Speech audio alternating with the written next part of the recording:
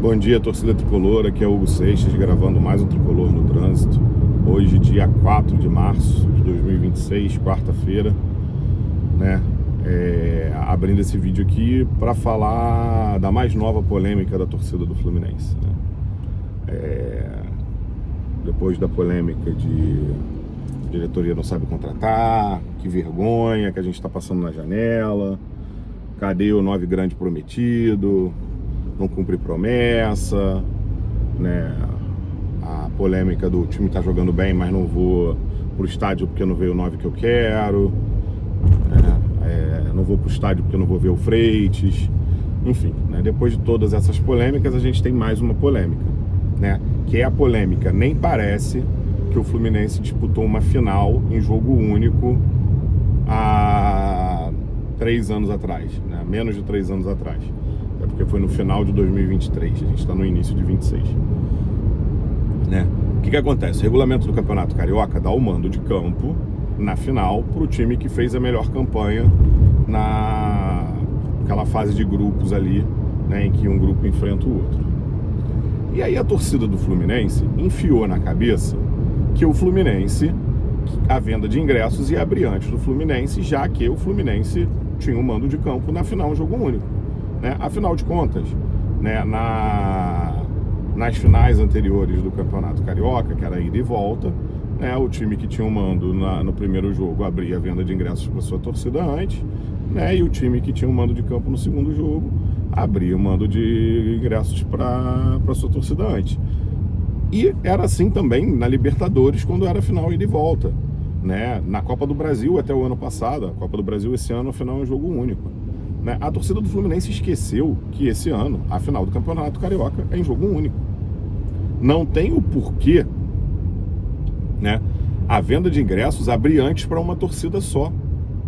Isso não existe em final em jogo único, né? Então qual é a vantagem de ser um mandante? A vantagem de ser um mandante é você poder escolher o uniforme que você vai usar, que foi assim na final da Libertadores, né? O Boca era o mandante daquele jogo. Mas o jogo era no Maracanã. Sim, o Boca era o mandante daquele jogo. Se você olhar os anúncios oficiais do jogo, é Boca Juniors e Fluminense, não é Fluminense e Boca Juniors, entendeu? O Boca vem antes. Se o nosso uniforme principal, né, tivesse algum detalhe que pudesse gerar confusão com o uniforme principal do Boca, provavelmente, mesmo a gente jogando no Maracanã, a gente jogaria com um uniforme sem ser o tradicional número 1. Ou com short grená, ou teria que jogar todo de branco, ou de branco e grená, se houvesse algum problema entre os uniformes de Fluminense e Boca Juniors, né? A única vantagem que a gente teve, que foi negociada naquele jogo, foi que, né, pela questão pelo regulamento da Conmebol, né, o time que tem o mando de campo, né, a torcida dele, né, a torcida única daquele time, fica geralmente à direita das cabines de rádio e televisão, né? O Fluminense, junto com a Conmebol, junto com o Boca Juniors, negociou e conseguiu ficar à direita das cabines de rádio e televisão, porque afinal de contas é onde fica o setor sul, o setor é que a torcida do Fluminense está acostumada a frequentar no Maracanã, né? E isso é uma questão que, nossa, grande ganho, grande negociação do Fluminense, não. Isso é até uma questão de segurança. A torcida do Fluminense costuma frequentar aquele lado do estádio, entendeu?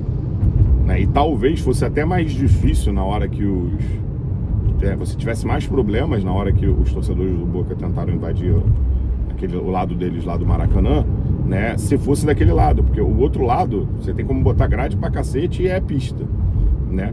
Do lado de lá não, é um monte de bar, você tem casa, você tem comércio, tem um hostel, enfim, você tem várias outras coisas ali que poderiam gerar mais problemas, né? Então também teve essa questão de segurança, não foi só a Conmebol e o Boca Juniors sendo bonzinhos e deixando o Fluminense ficar com o lado que está acostumado a usar, né? E aí a torcida do Fluminense entrou em parafuso, porque saiu a notícia que o Mário negociou para que, né, as duas torcidas pudessem abrir a venda de ingressos antes para os seus sócios, porque não era o que a Ferdi queria, né? Pelo que eu entendi, né, não sei se só na venda inicial, né, nessa venda pré-48 horas antes do jogo, né, nessa parte inicial, cada torcida tem direito a 50% dos ingressos do setor misto, além de cada um ter norte e sul. Aí eu vi alguém falando que a norte é maior que a sul. Isso para mim não faz sentido nenhum, né? O Flamengo faz a contagem de ingressos vendidos e de ocupação dos espaços no Maracanã de uma forma diferente do Fluminense. Por isso que parece sempre que para eles o Maracanã é maior que pra gente, tá? É isso.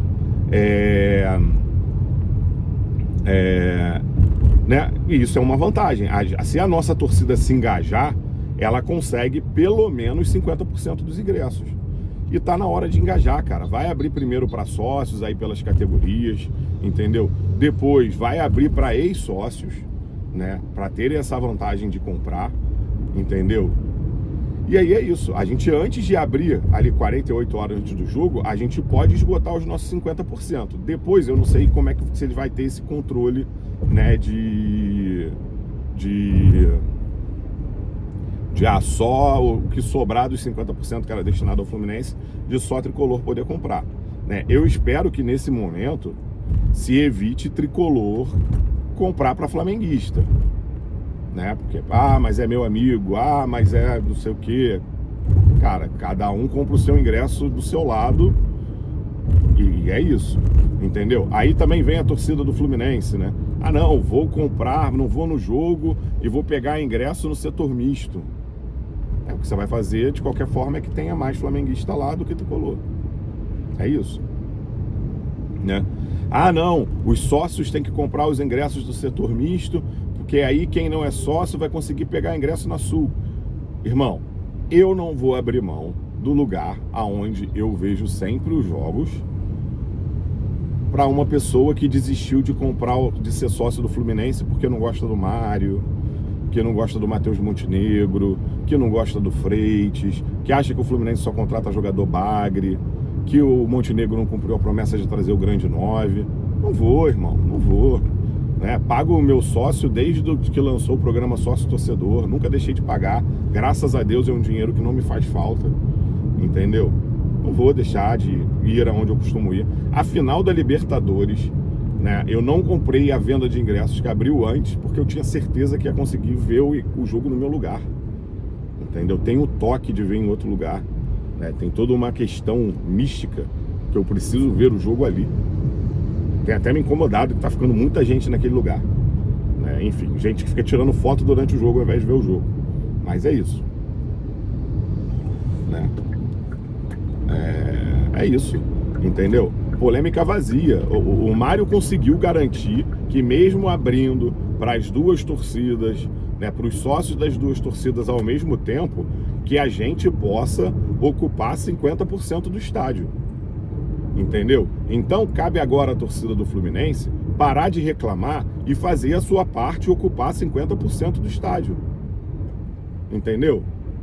É isso, mas não, quer criar polêmica, quer reclamar, aí daqui a pouquinho vai falar que não vai no jogo, porque, meu Deus, tinha que abrir antes pra gente, como não abriu antes eu não vou no jogo, entendeu? Torcida chata pra caralho, chata para um caralho, entendeu? Porra, caralho, é um saco às vezes, né, ter que acompanhar as mídias sociais do Fluminense, ter que acompanhar a torcida do Fluminense. Que torcida chata, irmão, torcida chata, entendeu? Final em jogo único, a venda nunca vai abrir antes para um time e depois para o outro, tá? Nunca, entendeu? O que a nossa diretoria conseguiu foi que, se a nossa torcida deixar de ser idiota, a gente ocupe 50% do Maracanã. Basta esgotar os ingressos até sexta-feira, entendeu? Enquanto a venda estiver aberta para sócio, enquanto a venda estiver aberta para ex-sócio, entendeu? É isso. E é para estar lá no domingo, é para estar lá apoiando, para a gente sair mais uma vez campeão em cima deles, tá? Afinal de contas, até o Castilho sabe, ganhar Fla-Flu é normal. Valeu, saudações tricolores e faz o urso.